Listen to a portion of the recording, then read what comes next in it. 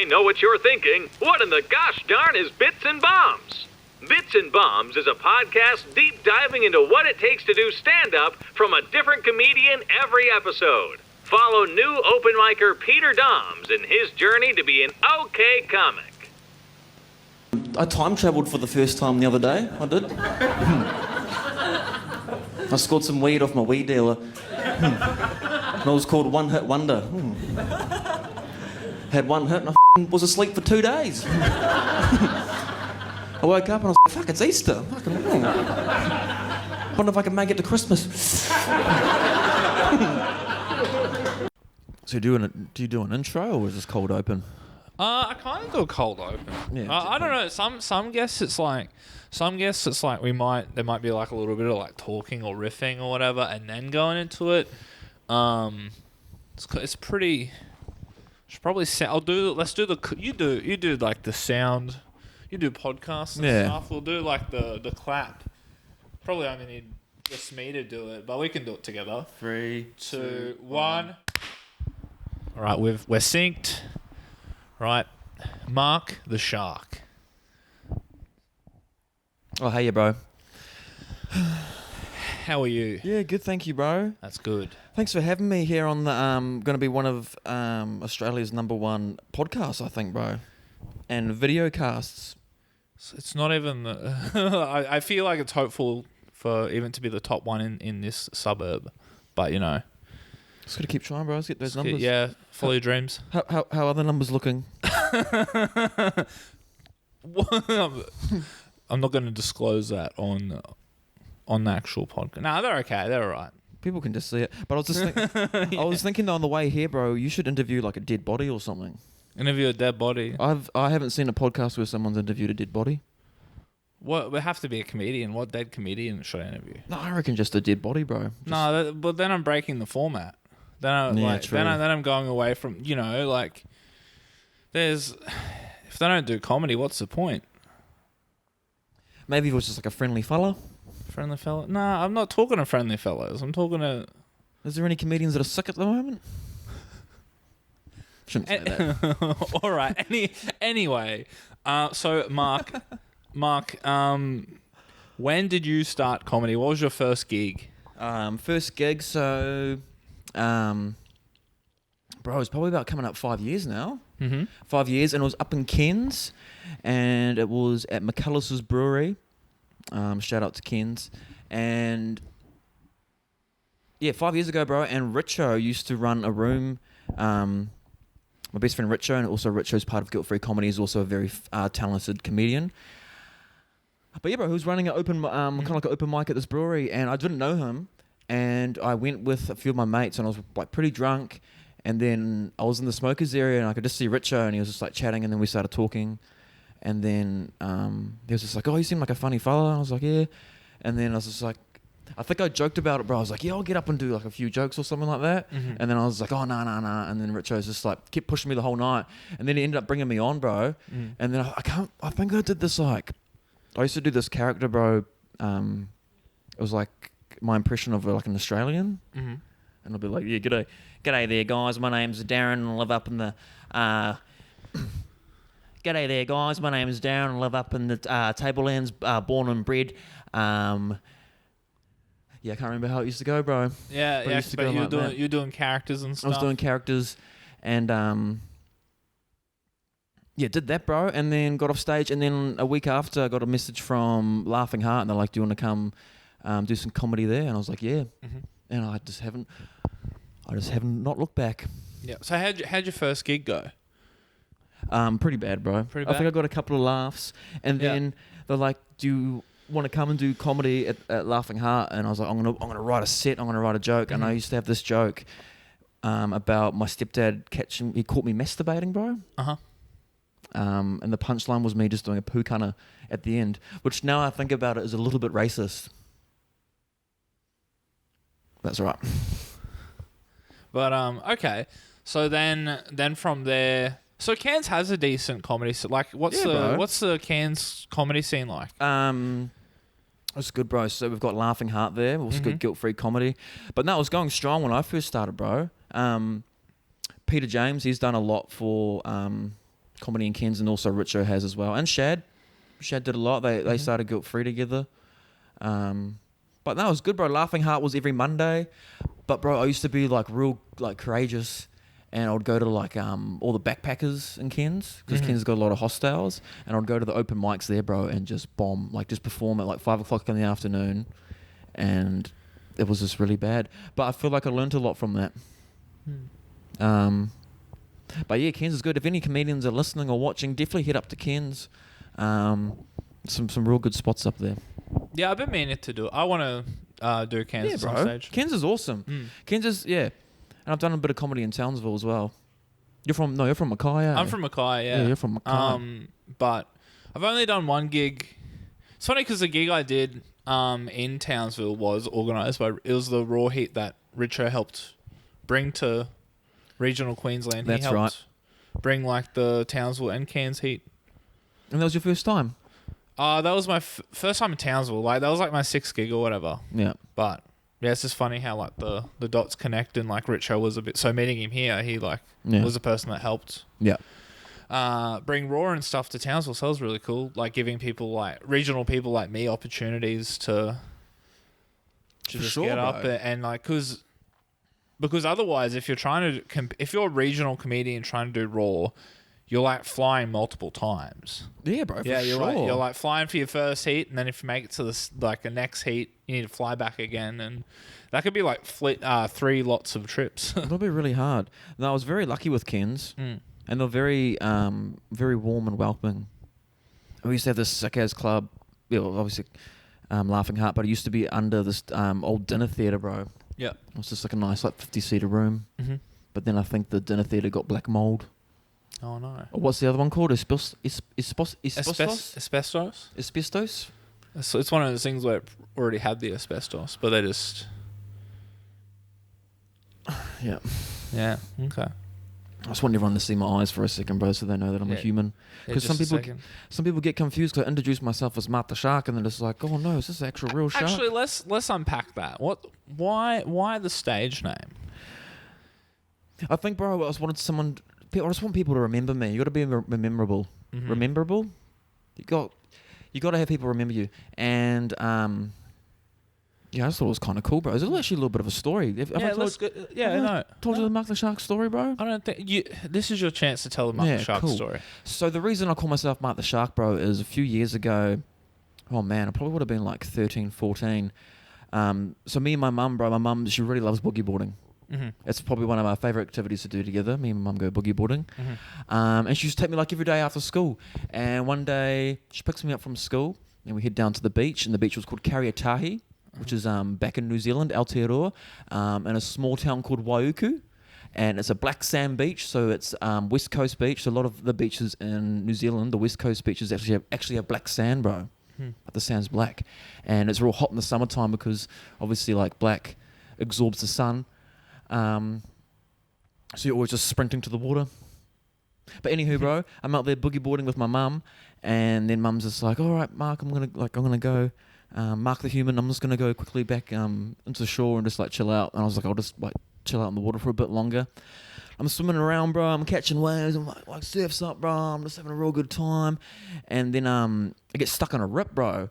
And I don't know if you've been stuck on a rip, but you when you get stuck on a rip, you're supposed to kind of let it take you out, bro, and it kind of pulls you out and then it takes you back in again, which is real scary, bro, because at the time you just want to fight it. But the worst thing to do, guys, during a rip, I don't know if it's the same thing here in Australia, but don't fight the current.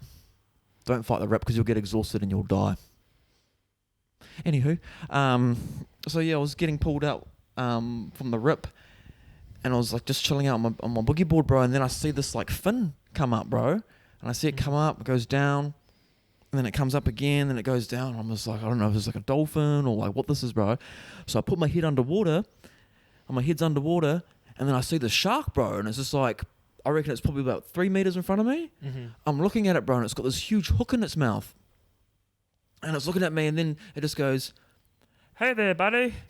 I've got this massive hook in my mouth. Are you able to help me pull this hook out, please?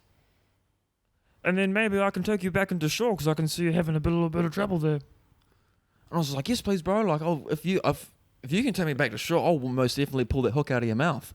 So I pull the hook out of his mouth, bro, and he's like, jump on my back. So I jump on his back, bro, and we're just fucking fanging it back into the water. Hop off his back, bro, and everyone can see me on the beach, and everyone's standing up because they saw like the commotion, they saw the shark fin. They was like, oh no, that kid's been eaten by a shark. Instead, bro, they start going, Mark the shark, Mark the shark. And I just go onto the shore, bro, and then my mum gives me a big hug. First ever hug my mum's given me, bro, as well. That's a good moment. Yeah, so it was like a milestone. And ever since then, bro, everyone's just called me Mark the Shark. Yep. Yeah. Okay. It's just, But But when they call you Mark the Shark, does Mark and Shark have a K in it? No, so we changed it to a C, bro. Yeah. Because my name's spelled with a C, and just kind of want to make it my own little thing, you know? Yeah. And there's a couple of Mark the Sharks out there already on the internet, so yeah. And I know who you are, and I'm watching your social medias, all right? What are the? Have you ever talked to another Mark the Shark? I haven't talked to them yet, bro. But there's no comedians out there yet that are called Mark the Shark. There's a few gamers. There's a DJ out there. Oh, yep. But I just want you guys to know that I'm watching. I know where you are and how many followers you have. Are they spelt with a C as well, or just a K? One is spelt with a C. Oh, There's a couple, bro. There's a guy that actually who goes fishing for sharks, and he calls himself Mark the Shark. Oh, okay. And he's the one I've got a little bit of competition with because he's got a bit of a following on his YouTube. But that's all right. Yeah, okay. People are into killing sharks apparently. So that's crazy to be like Mark the Shark, where like the thing. Like naming yourself as the thing that you're trying to kill, like that's like pretty ruthless. It's like pretty alpha. Yeah. I don't know what his go is, but yeah, he kills a lot of sharks. Okay. Maybe I'm next. Maybe he's gonna come get me. Who knows? So that's crazy. So how long has like Laughing Heart or like the Cairns comedy scene been around for? Do you know? Laughing Heart's about 7. I think it might be 8 years now. Yeah. And Guilt Free is probably been 5 years. Yep. And we also shout out to Claire. She's an awesome comedian up in Cairns, and she used to have Little Death Comedy, and that was one of the first rooms. So I just want to make a massive shout out to Claire. You haven't met her, but she's amazing, bro. She's been doing comedy longer than me. Yeah. And she's just so funny, bro. She's so funny. She might be coming down actually soon. Oh, sick. Yeah. That'd be good. But shout out to you, Claire. I love you. Yeah, awesome. Yeah, she's cool. So that's crazy that there's like weekly gigs there.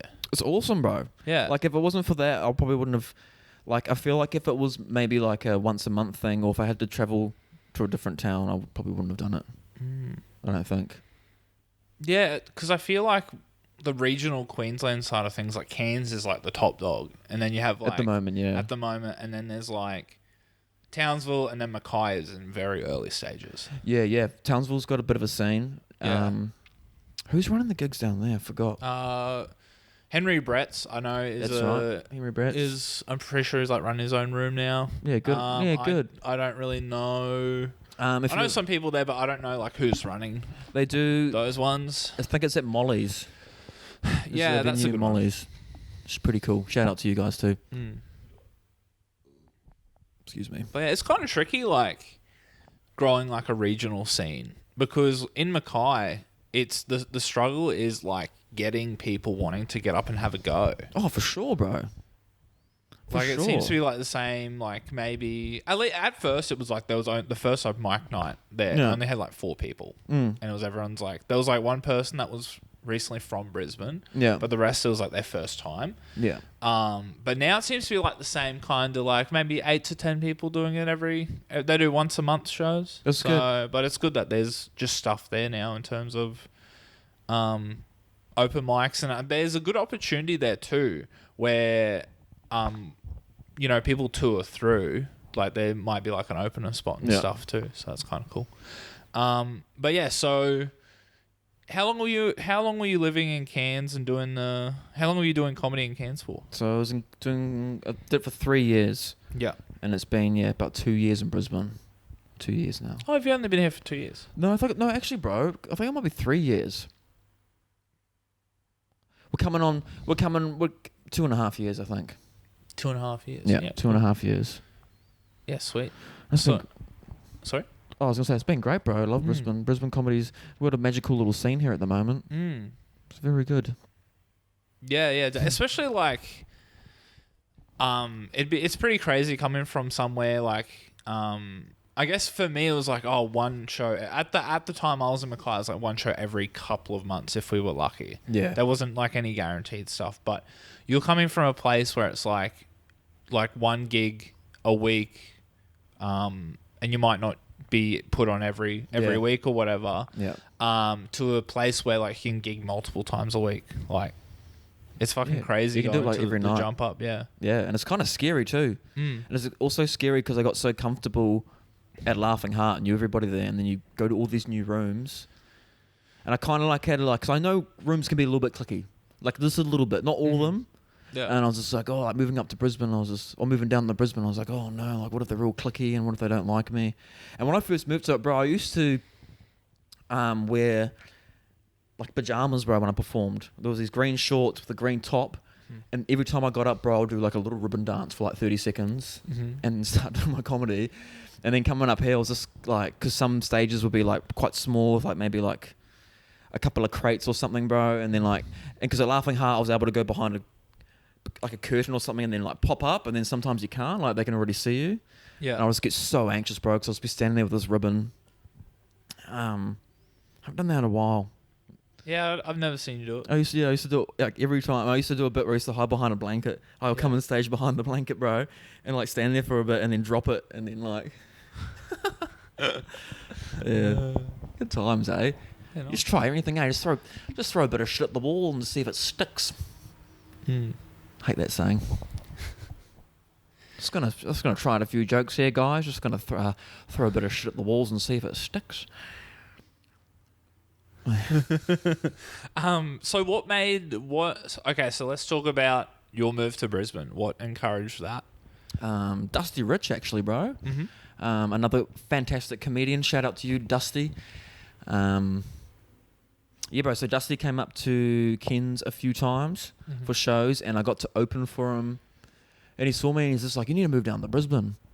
And I was just like, "Nah." And he's like, "If you move down, like, I'll help you with accommodation and stuff." And at the time, he was just starting his comedy circus, which was a circus. It was a comedy-themed circus, and we had comedians perform, and like, Dusty was like the ringmaster, and then we had like, we had Nick Carr. He was Chlamydia the Clown, which was real funny. We had the world's oldest child, which was Mitch. He's also a comedian.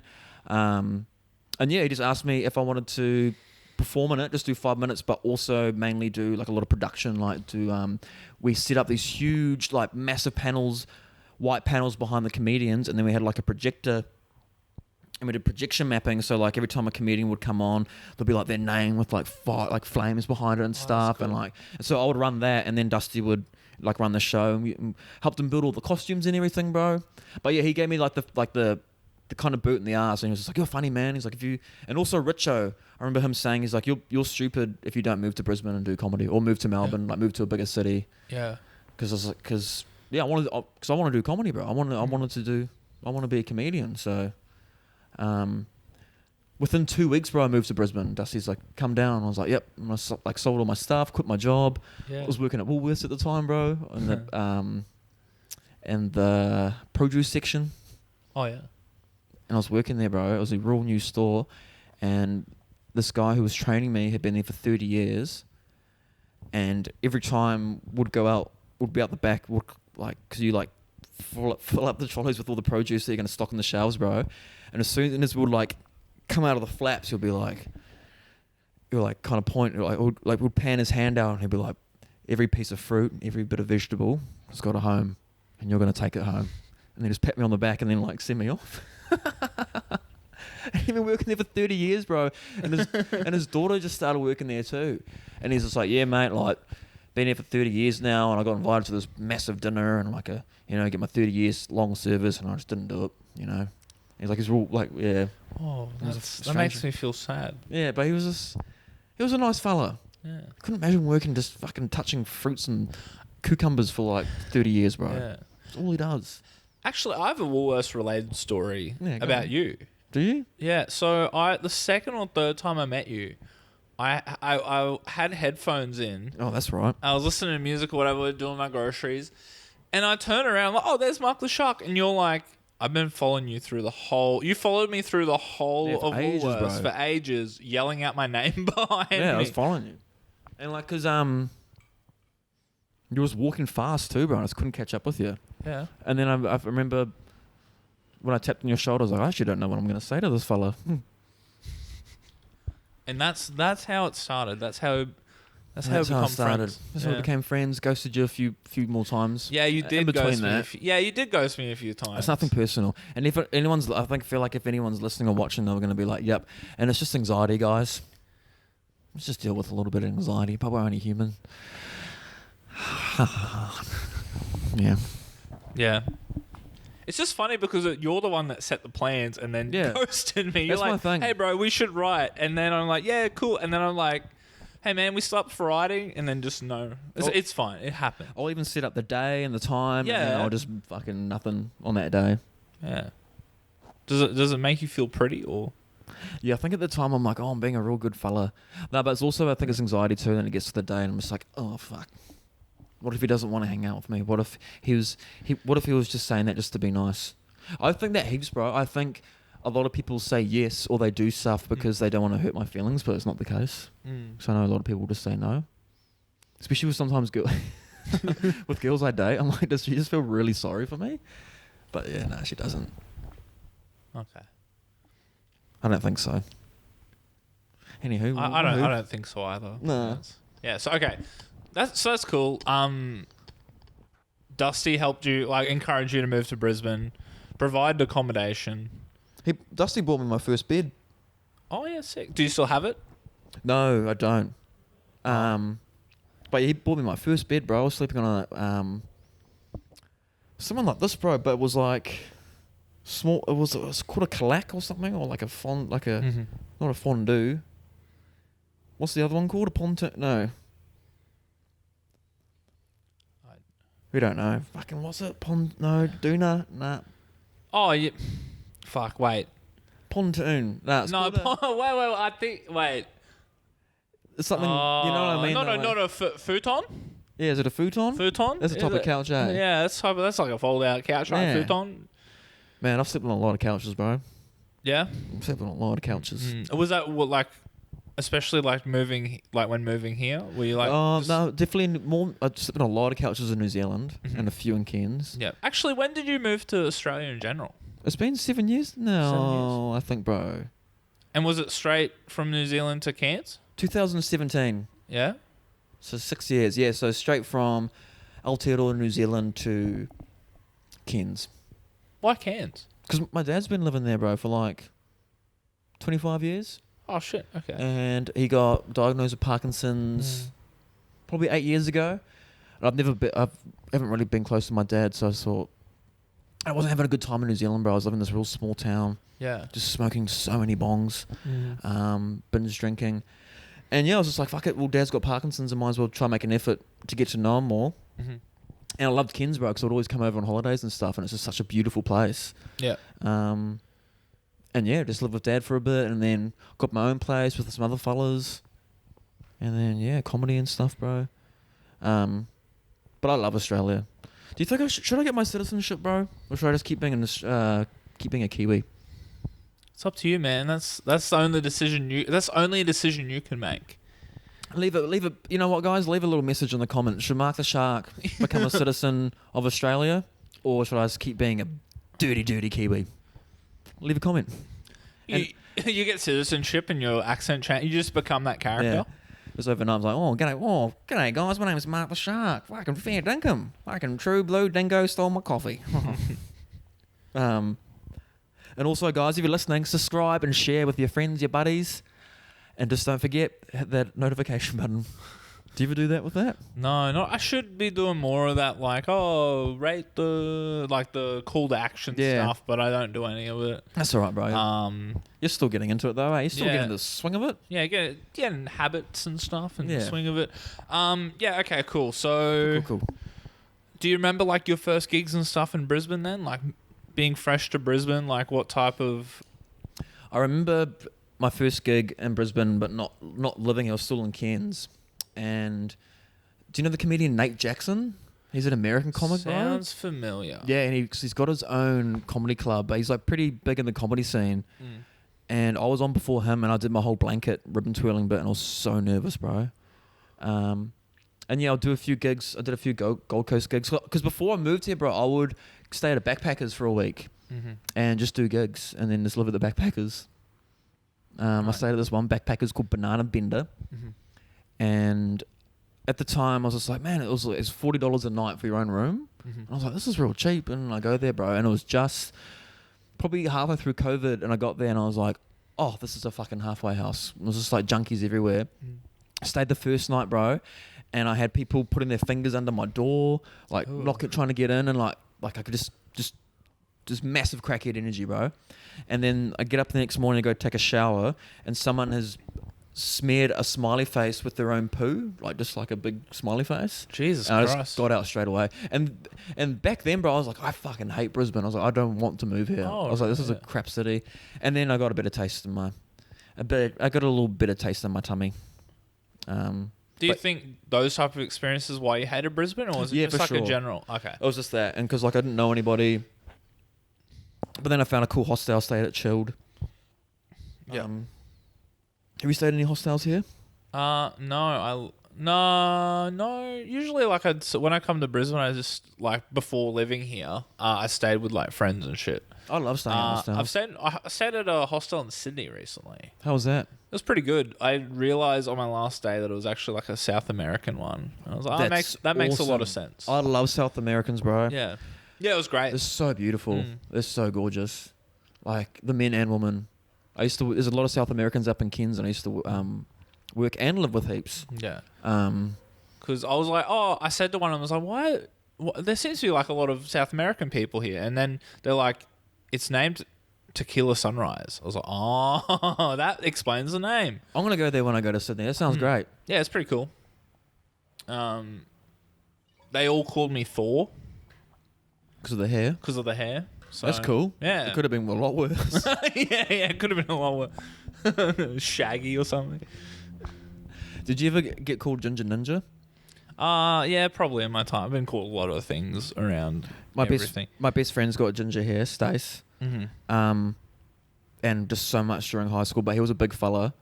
But the main joke was everyone just be like, run up to him and be like, oh, your hair's on fire, like, look out. Did you ever get that one? Oh, probably. Yeah, I think so. I don't know. Probably heard it I've got all that hack ginger material. That's right. I remember one of the first times I met Ben Knight. Yeah. And I was real nervous, and because I already was like a big fan of him, and we were doing this same show at McAllister's, and I tried to tell him a story about how my mate's ginger and how like he used to like always get teased, and I tried to tell him the like how people used to go up to him and be like, oh, your hair's on fire, and he was just kind of like, what's like going on? And I think gingers don't like talk. I think gingers don't like talking about being ginger. Did you? No, I think it might be the fact that you didn't really know him. You're just like, oh. Yeah, maybe, bro. Yeah, I don't know. Yeah, he's a lovely guy. Shout out to him too. Such a nice fella. Have you met him? I've seen him perform, but he's a great him, comedian. Yeah. So funny. So fucking funny. Yeah, sick. So, yeah, moved to Brisbane, and then you started doing gigs and stuff. Yep. What was the progression from there? Yeah, it was good. It was a little bit slow, like maybe a couple of gigs a week. How'd you find getting like booked and like first moving here and like kind of getting booked and en route? Like, how'd you find coming into the scene trying to get booked? Because I feel like it takes a while before like room runners kind of notice you. But I was very lucky because I had Dusty vouch for me, and then I also knew Peter James and Shad. So it's one thing. So I remember, because I used to get really excited when I would come to Brisbane because I would get a lot of gigs, and then I remember having a chat and with Peter James, and and it was very true. He's just like, I was like, yeah, man, I want to move to Brisbane. Like, you can get so many gigs, man. And he's just like, it's probably because I was coming from Ken, so I was kind of like this little kind of fresh product. So everyone's like, oh, we'll get you up. And then after a while, people were just like, oh, we know who he is. That might not be the case, but I did get a few gigs, and then it kind of, I don't know, dies down. But you have to be fucking onto it with gigs, eh? You have to like pre-plan pre-plan months ahead. Yeah. But no, it was good, bro. It was steady, and I was lucky to get into sit-down comedy as well. Had some comedians vouch for me. All of it can be vouching, bro? All of it can be vouching. Sometimes you can be the funniest person, but if no one likes you, you're not gonna get a spot. Nah, no, that's not true. Actually, another comedian said to me, "Be so funny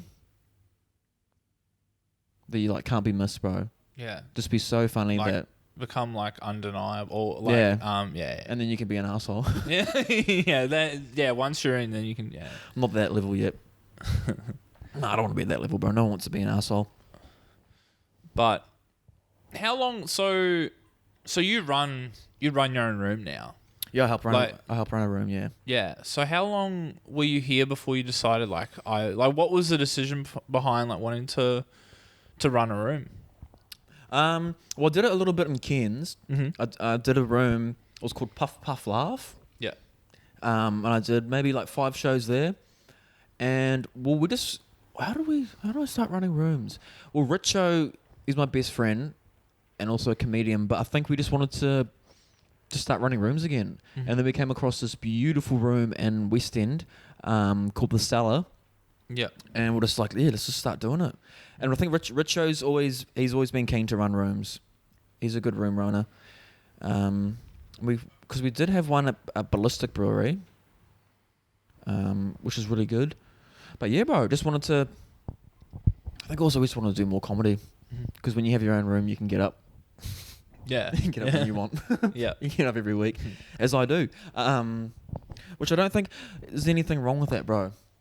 What do you think about room runners getting up at their own gigs? I think I totally respect. Like you already no.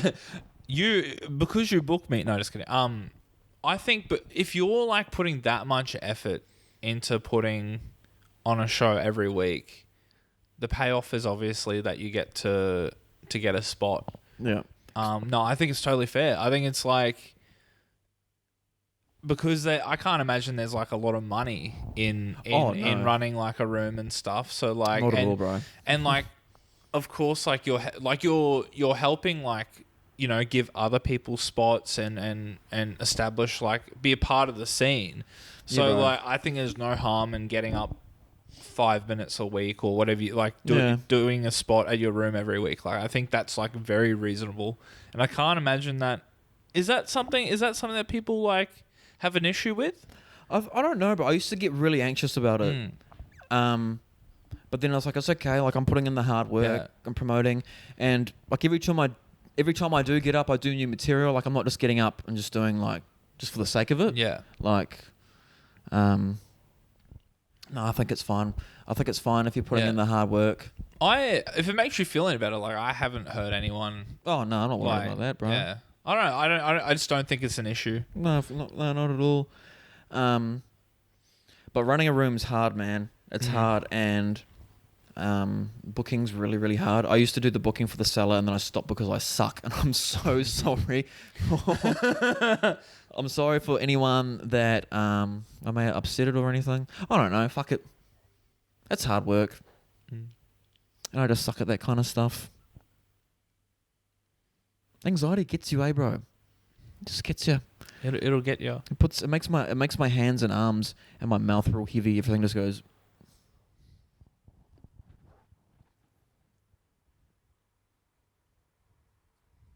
It's fair enough. I was gonna see how long I could do that for and try and make it awkward. Oh, yes, that's very funny, very crazy of you. Have you had sex on this couch? No, I have not. Have you? No, not yet. Have you had sex on my? Oh no. Do you like having? Sorry, do you like having sex on? Have you had sex on many couches? Because I really don't like it. Oh, okay. No, I haven't actually. I remember one time I was having sex on a couch, and this girl had this real big dog, and it started licking my ass a little bit. Oh yeah. And I stopped it. Just like get away. Yeah. Yeah. It'd be kind of a crime if you didn't really. Not if no one knew. I don't know. Is it a crime? What are you trying to admit here? Is it a crime if a dog licks your ass while you're having sex? And you don't, because if you don't know, you might think it's just like her just brushing your well, once you become knowledgeable of it, you know, and you don't make the decision, and then the ball's in your court. Yeah, it's true. Yeah. What were we gonna say though, bro? Before I asked, I actually don't know. Yeah, you haven't. So, okay. So running rooms and stuff. Yeah. Recently, the other night you did your first trial show.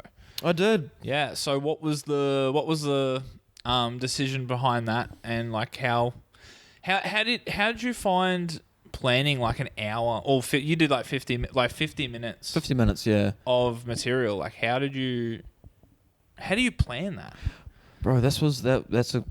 Well, I just felt like, bro, I was getting to a stage where I was like, I need to start pushing myself, and I need to really put myself in an uncomfortable situation.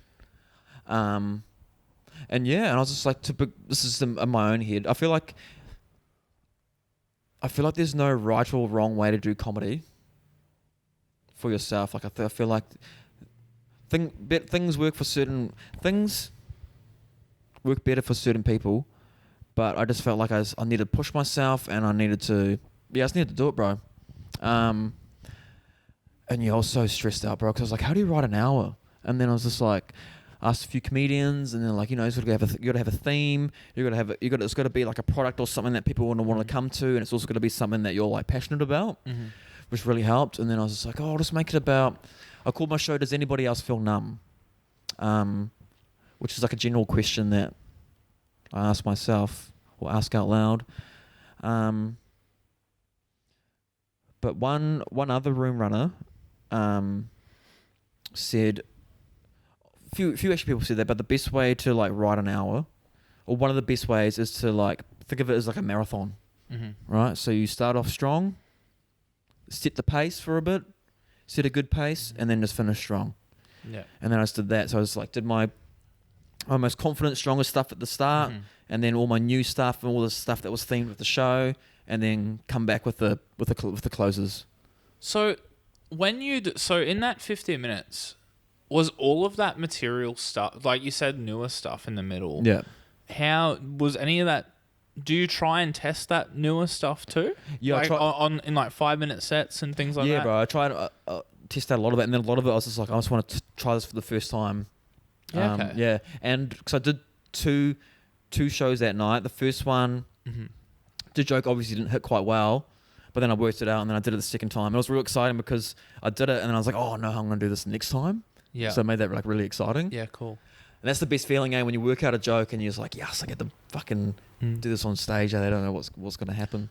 Yeah, because you did the trial show like two times, like 2 hours in the one night. Yeah, bro. So I did one 6 o'clock show and one 8 o'clock show. How'd you find like after like the end of the night where you're like, holy fuck, like was it exhausting? Because like especially because like, you know, sometimes like most gigs you do like 5-10 minutes or whatever. Yeah, for sure, bro. Even if you do like multiple gigs on a night, it's still like maybe 15 to 20 minutes of stage time. But that's like nearly 2 hours of being on stage in one night. Bro, that's fucking wild. Yeah, there's a lot of adrenaline. Like I was so like anxious and nervous before the first one, because I was like, don't know how it's going to go. Yeah. And the first one happened, and then I kind of came down a little bit. Yeah. And then you pick back up for the like second one. Yeah. But yeah, I slept like a baby that night, bro. I slept like a baby, like a little baby shark. No. How were the nerves like for the second show? Not as bad. Not as bad? Not as bad. Still a little bit, because it was sold out the second show. Yeah. And then I was also worried that I would get like a little bit fatigued.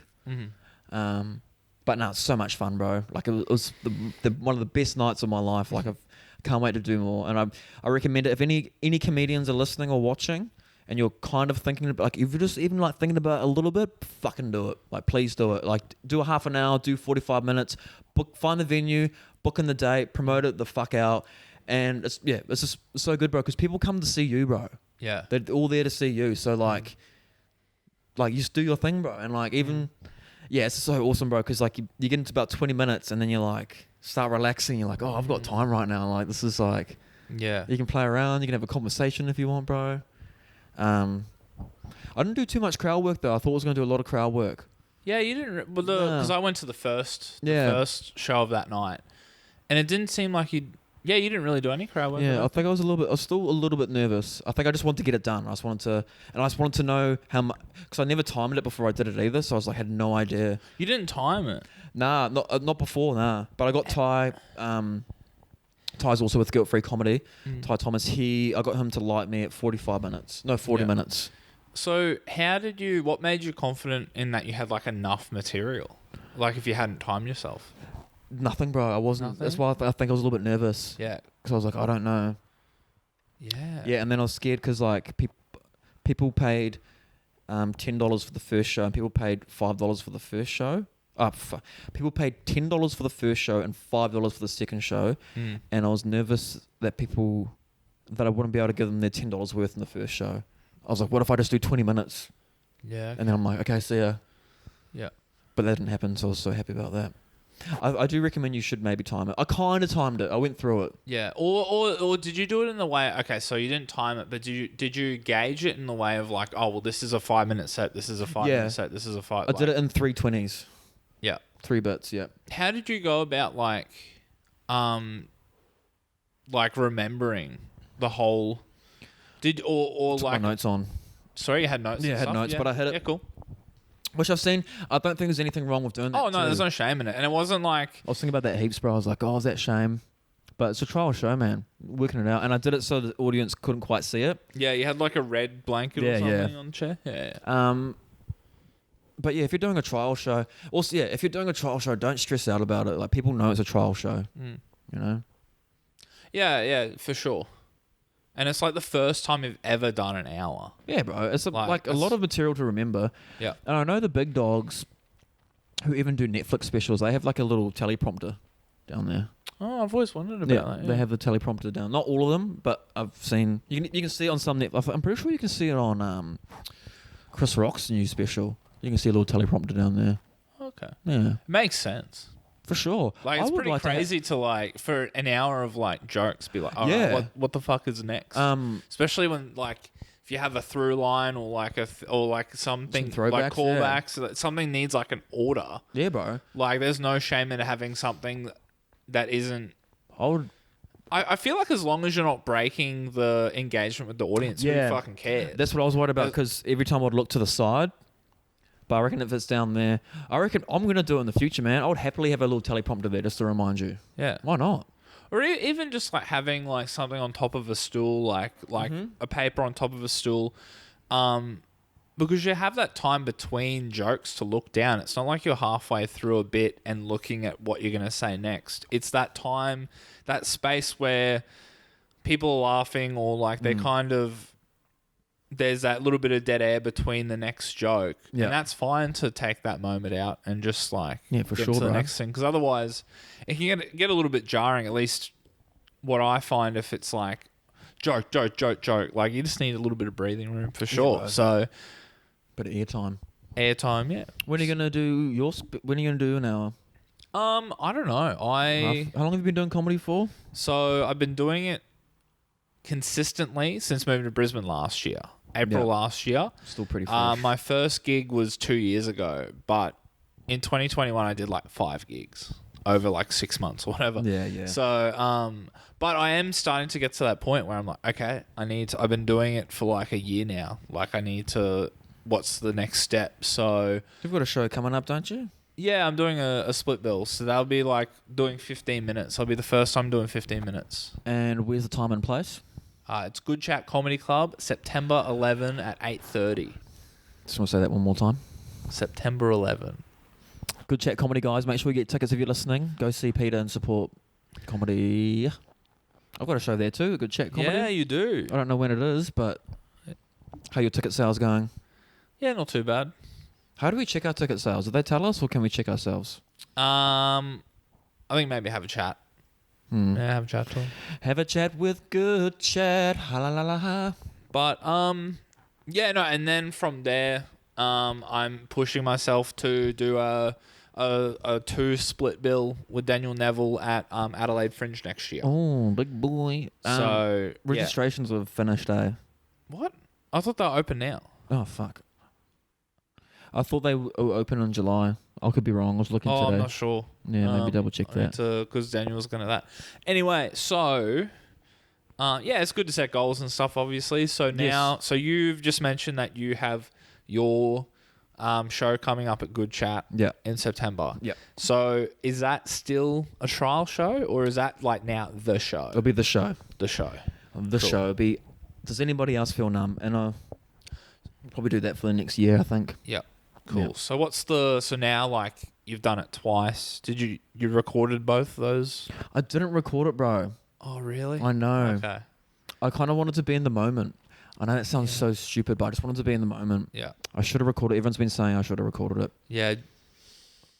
Well. But yeah, it would have helped, obviously, to be like, oh, this works, this doesn't. But you still have a bit of time to... The stuff that you know didn't work well, you can still... Yeah, I'm playing around with that. Record those sets and kind of test it that way. I might do one more show before it at the Cellar, just if anyone wants to come and see me. But yeah, because that's like a month away now, eh? Yeah, that's like a month away.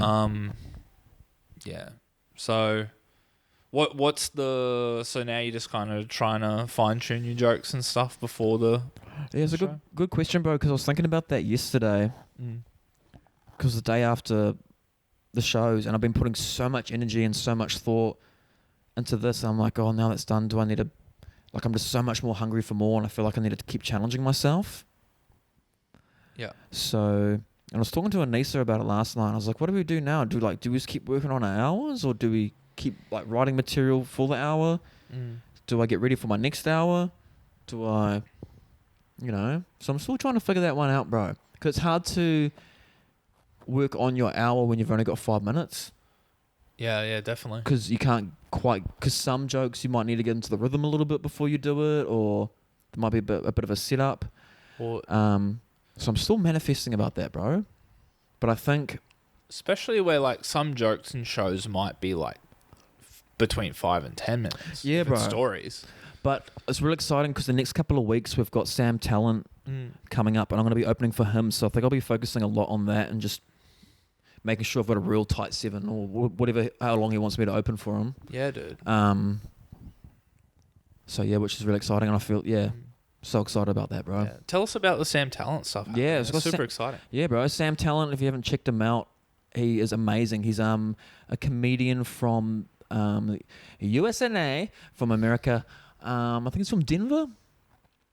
He's been in the comedy scene. I think he's been doing it for like 20 years, bro. Just recently wrote a book. Yeah, I've been reading that, actually. It's so good. I got it here, actually. We should have put it here. How much time have we got? Let me grab it. 1 second. All right. Just for the rest of the podcast. All right.